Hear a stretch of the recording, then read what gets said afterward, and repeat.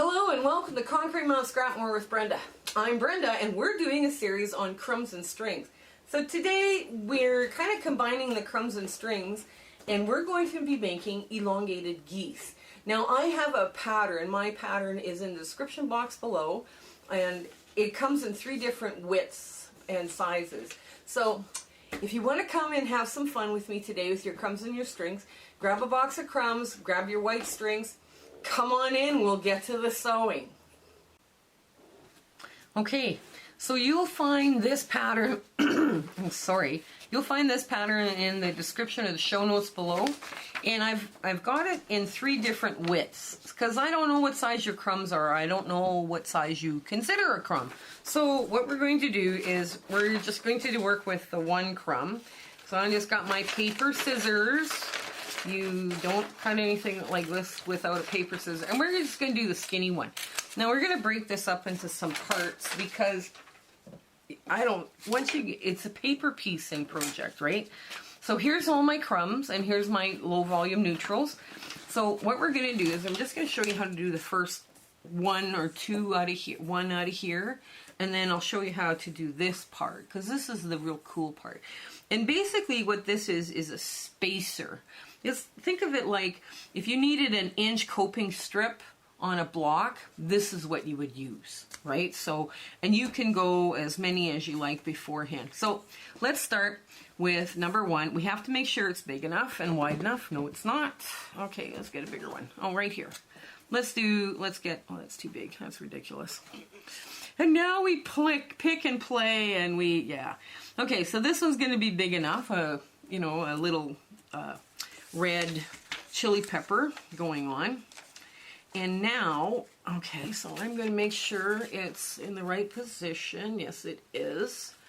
So you can put like either a pin in here or something, but basically what you're going to do is you're going to fold this. So I'll get my cutting mat because I'll be trimming right away too.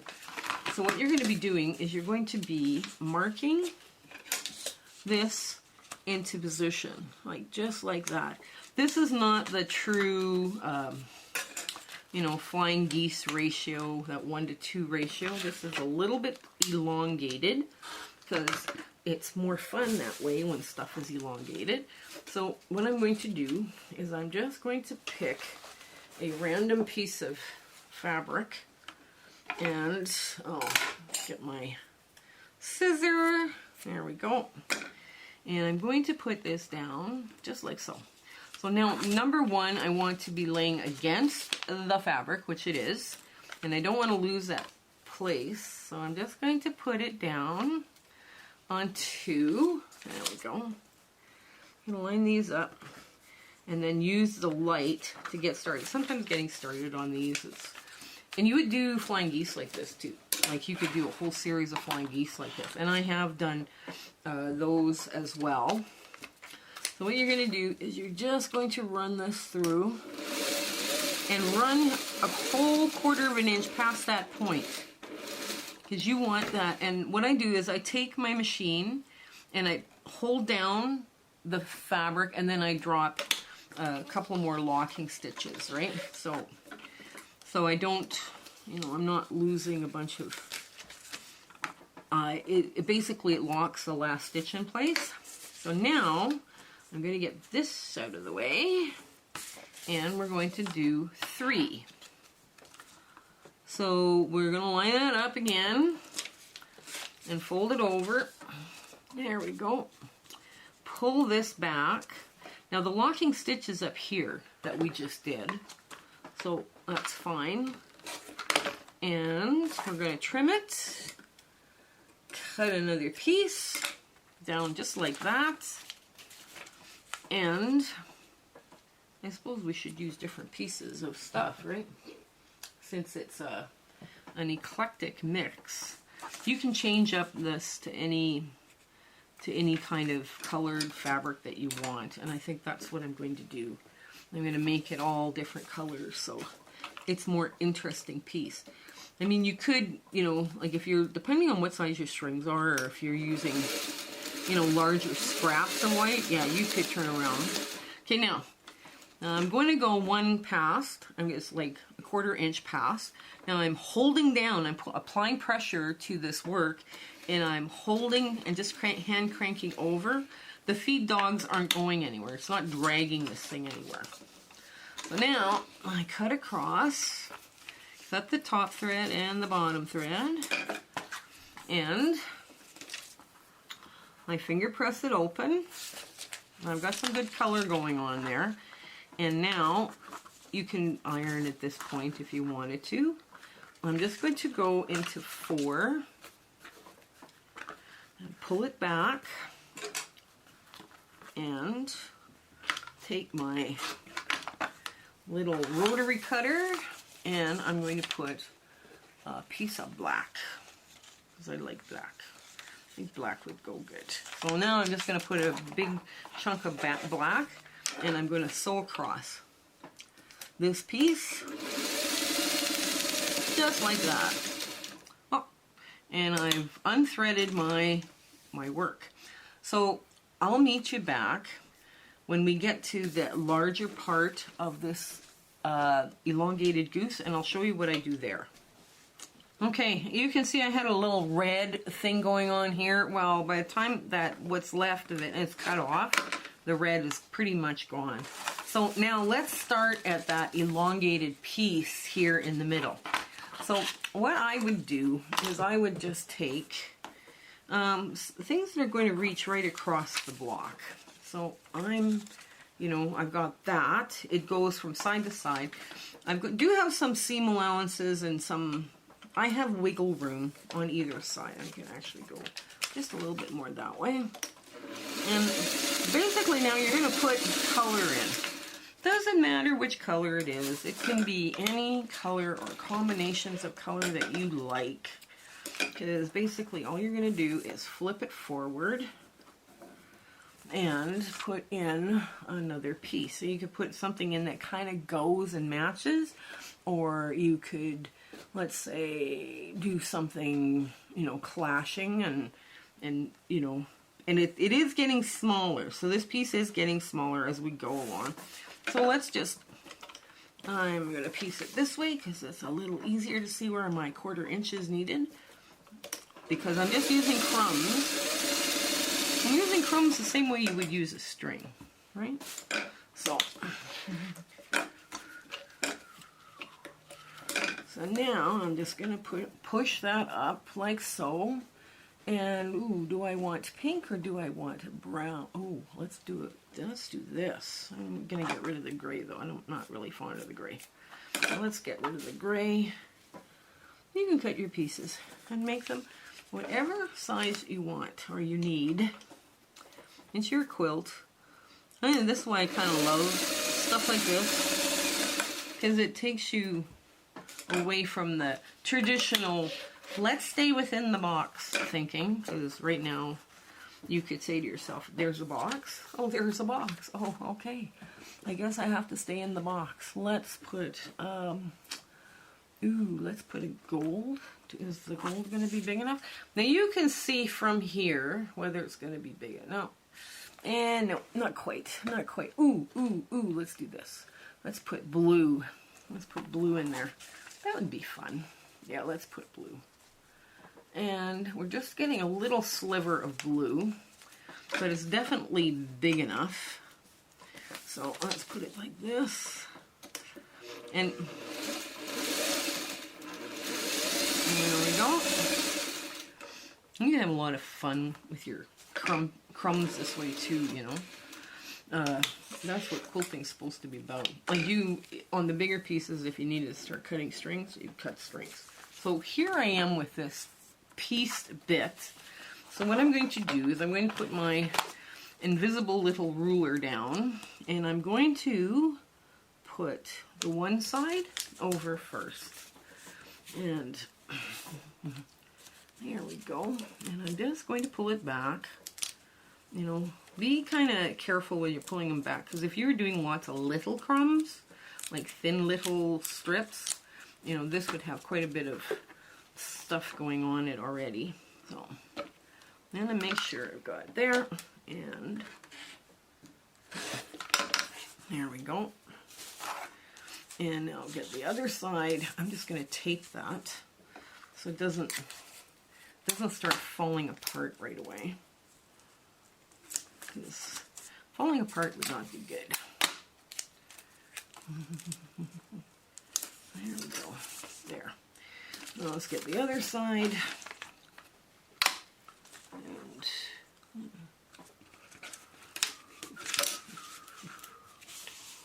okay, there we go.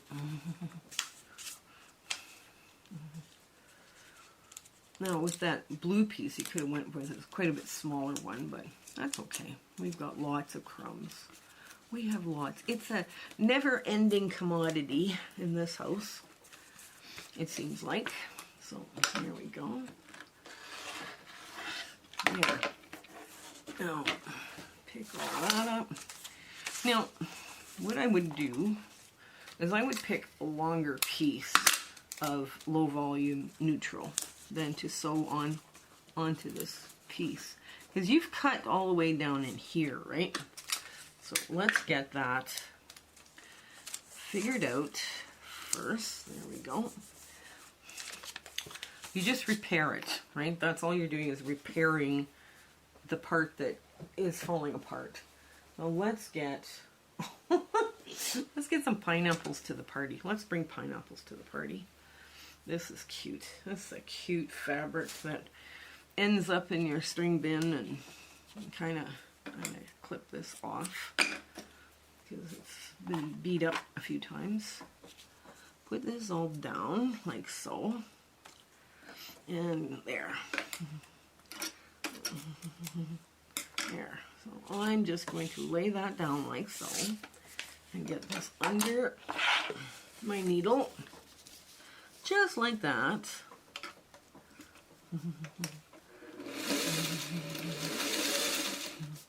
And you do a real slow all the way to the peak. Now if you're doing a real narrow, there I hold it and then I pull it, there. Now if you were doing a real narrow piece, you know, you'd actually have to work at this a bit to get it to move it along. But yeah, so here we go. Now I'm just going to pull out any, there's a little thread there. I'm just going to pull it out because chances are it'll be cut off. The rest of this, what's going on here, the edge, is going to be garbage once you cut it all off. So let's get another longer, thin piece. Oh, let's get the doves. Oh, we've used the doves already. And we're just going to lay it down, just like so. And work from the other side.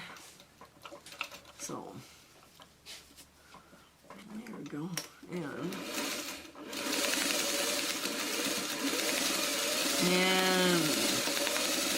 that's how you get that really thin piece. Now I'm going to hold it down and crank a couple times to give it a walking stitch and pull it out. And then we continue on our merry way until we get to the end. See, and that's what this is looking like now, right? Just like this. So we're going to trim this off now on the top and continue piecing the last three here. Okay, so let me pull that back.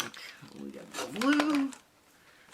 And, ooh, let's try. Do I have a really bright pink? Anyways, I'll be back. I'll finish piecing this and we'll do our ta-da moment. Okay. Okay, so here we are. And we're just going to flip it over and we're going to trim it. Now with just this add-a-quarter ruler, just along the outer edge, the seam lines, the outer seam lines here. And this, it comes together pretty quick. And it is really good at using up the little bits. Now you see I've got some bigger stuff along here, the side here. Well, it's just because I didn't want to cut it, and I'm now just going to trim as I go, just a little bit at a time. Here we go. There, that all comes off at once. And do the other side, and then we just want to just be kissing that line. Okay, oops, and now, hang on, here we go, just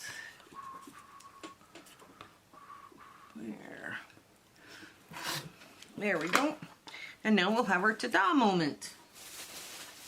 Okay, so this is our little coping strip.